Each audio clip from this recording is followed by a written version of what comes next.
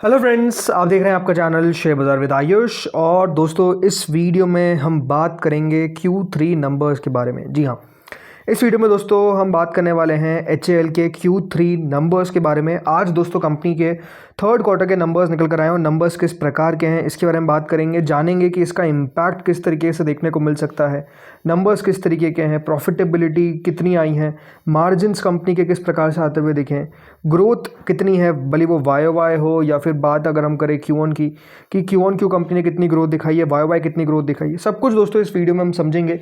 ये जानेंगे कि मार्केट का एस्टिमेट क्या था, उसके हिसाब से नंबर्स किस प्रकार के हैं। तो आपको डिटेल एनालिसिस मिलेगा नंबर्स पे, तो आप लोग देखिएगा वीडियो को पूरा ज़रूर।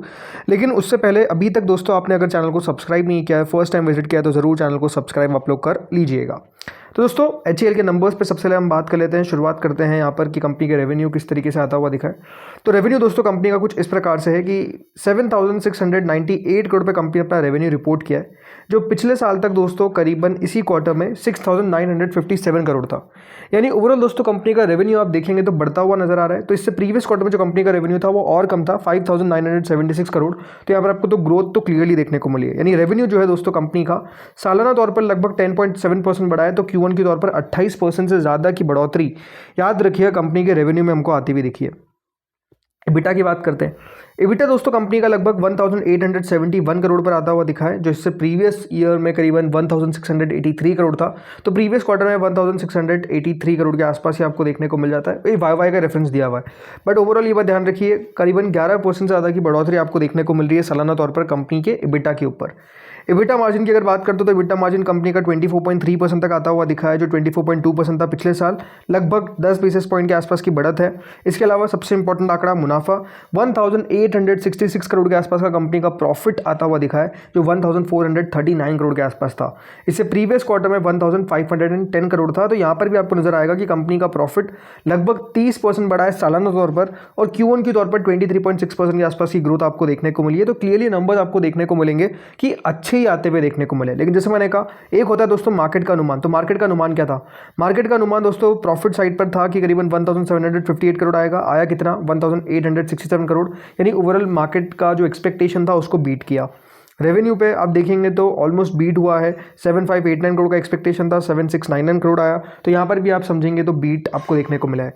EBITDA इनलाइन आता हुआ दिखा है, जो एक्सपेक्टेशन थी उतना ही आया है। EBITDA मार्जिन पॉइंट मतलब वही 10 बेसिस पॉइंट कम आ गया, जितनी एक्सपेक्टेशन थी उससे 10 बेसिस पॉइंट कम आया। तो कोई खास दिक्कत वाली बात नहीं है। यानी ओवरऑल एक बात यहाँ पर भी क्लियर दिख रही कि मार्केट का जो एक्सपेक्टेशन था उसको दोस्तों कंपनी अचीव करने में कामयाब हुई है, और जो एक्सपेक्टेशन था राइट कहीं जगह पे तो उसको आप देख ही रहे हैं कि बीट भी करता हुआ दिखा है। तो आई थिंक अच्छी बात है कि कंपनी के नंबर्स कोई भी पैरामीटर पे आपको वीक देखने को नहीं मिल रहे। इसके अलावा भी दोस्तों कंपनी के द्वारा कुछ अनाउंसमेंट्स की गई है, उसके बारे में एक बार हम बात कर लेते हैं।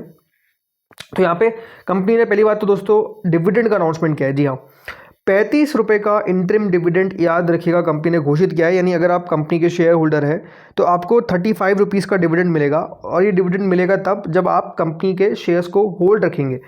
इस बात का ध्यान रखिएगा। बताया गया कि जो पेमेंट है वो 14 मार्च 2026 तक कंपनी कर देगी।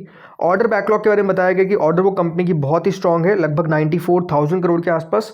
इसके अलावा कंपनी ने एक डिलीवरी स्टेटस भी दिया। जो बात लगातार हो रही थी कि क्या कंपनी ने अभी तक जो तेजस थे वो अभी तक डिलीवर नहीं किए, तो कंपनी ने कह दिया है कि हमने 5 LCA और तेजस MK1A को डिलीवर कर दिया। एयरक्राफ्ट रेडी है फॉर डिलीवरी, और अनदर 9 बिल्ट हो रहे हैं aircraft awaiting engines from GE, right. तो ओवरऑल कंपनी की बात क्या है कि कंपनी जो ऑर्डर बैकलॉग है वो भी कंपनी बता रही है, ये भी कंपनी बता रही है कि भैया हम ये 5 ऑलमोस्ट डिलीवर होने के लिए तैयार हैं। इसके अलावा 9 और बनते हुए नजर आएंगे। बस वेट हो रहा है कंपनी को, आगे इंजन्स मिल जाए तो कंपनी आगे इसको बना पाएगी। इसके अलावा एक एक्सेप्शनल आइटम भी था इस नंबर में, 423 करोड़ के आसपास का कंपनी को इनकम टैक्स रिफंड भी मिला था। तो वो भी याद रखिएगा कंपनी के नंबर्स में आपको ऐड होता हुआ दिख गया। बट ऑन एंड ऑल बात क्या है कि दोस्तों नंबर्स ऐसा नहीं कि कोई खराब हमको आते हुए देखें। क्लियरली देखिए ग्रोथ आपको देखने को मिल रही है, भले सेल्स में हो, भले प्रॉफिटेबिलिटी में हो, भले अगर मैं बात करता हूँ मार्जिन्स को लेकर भी, तो आप मार्जिन्स को देखिए 24% पे कंपनी मार्जिन रिपोर्ट कर रही है। पिछले साल भी, पिछले क्वार्टर में भी इतने ही थे, और पिछले साल भी लगभग इतने ही थे।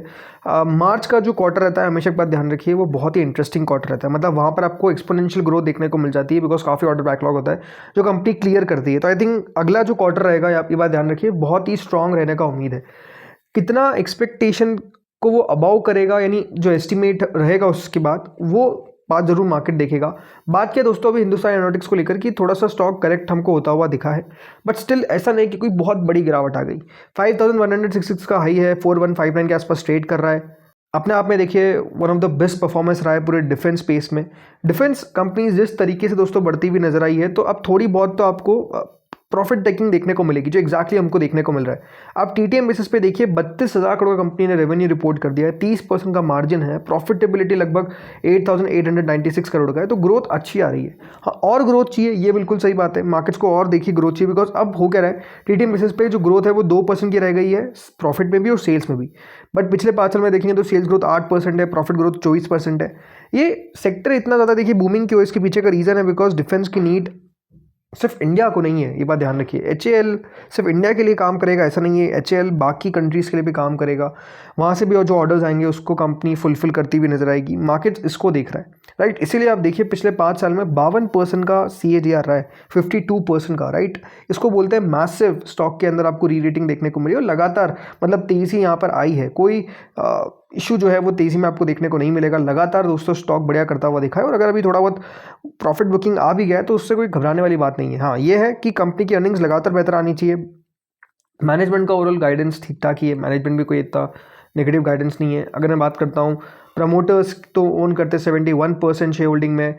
FIs की स्टेक ज़रूर हमको थोड़ी सी कम होती हुई दिखी थी दिसंबर के क्वार्टर में, बट DIs के पास लगभग 10% का स्टेक है, राइट। इसके अलावा पब्लिक के पास 7% का स्टेक है, तो एज सच कोई दिक्कत वाली बात नज़र नहीं आती। बस ये है कि ग्रोथ लगातार आती रहे तो काम चलता रहेगा, ग्रोथ जब नहीं आएगी तो फिर दिक्कत है। और अभी जिस तरीके से आप समझिए जियोपॉलिटिकली आपको इतनी टेंशन्स रहती हुई दिख रही है, और हर कंट्री, ये बात ध्यान रखिए, लगातार अपने डिफेंस का स्पेंडिंग को इंक्रीज़ कर रहा है, भले वो यूरोपियन नेशंस हो, भले वो एशियन कंट्रीज़ हो, भले वो अफ्रीकन कंट्रीज़ हो, सबको पता है कि डिफेंस का नीड बहुत इंपॉर्टेंट है, राइट। और ओवरऑल इंडिया की तो अगर बात करते हैं तो हमारे तो आसपास के पड़ोसी ऐसे हैं कि हमको डिफेंस में खर्चा करना ही पड़ता है, तो इसीलिए आप समझ सकते हैं कि वो हमेशा प्रॉब्लम नहीं रहेगी। इसके साथ प्रॉब्लम है एग्जीक्यूशन को लेकर, इसीलिए आप देखेंगे तो वो खबरें आई थी जिसमें HAL को बाहर कर दिया गया था। उसके पीछे का रीज़न है बिकॉज कंपनी के पास इतना ऑर्डर है कि कंपनी उसको पूरा नहीं कर पा रही है, वो एक सबसे बड़ा इशू आ रहा है। तो मार्केट्स उसी बात से दोस्तों थोड़ा सा आप कह सकते हैं चिंतित था, इसीलिए स्टॉक में गिरावट आया, बट अगेन अब वापस रिकवर होता हुआ दिख रहा है। आज आप देखेंगे तो राफाल को लेकर खबर आती हुई दिख रही है, तो वो भी आई थिंक कंपनी के लिए पॉजिटिव ही रहेगा। तो बहुत सारी चीज़ें हैं जो देखिए कंपनी के लिए बेहतर होती हुई दिख रही है। देखते हैं अब आगे किस तरीके से कंपनी बढ़िया कर पाती है। इस वीडियो में तो दोस्तों इतना ही था। बाकी इस पर रिएक्शन की अगर मैं बात करता हूँ तो आई डोंट थिंक कि कोई नेगेटिव रिएक्शन देखने को मिलना चाहिए। पॉजिटिव रिएक्शन जो है वो आता हुआ देखने को मिल सकता है। ये डिपेंड भी करेगा कि मार्केट किस तरीके का है, बिकॉज नंबर्स जो है वो बुरे तो बिल्कुल भी नहीं है, अच्छे नंबर्स हमको आते हुए देखने को मिले हैं, तो वो कोई दिक्कत नहीं है। तो दोस्तों इस वीडियो में इतना ही था। होपफुली आपको वीडियो बढ़िया लगा होगा। अगर अच्छा लगा तो लाइक कर देना, चैनल से पहली बार जुड़े सब्सक्राइब कर देना। Thank you friends for watching this video.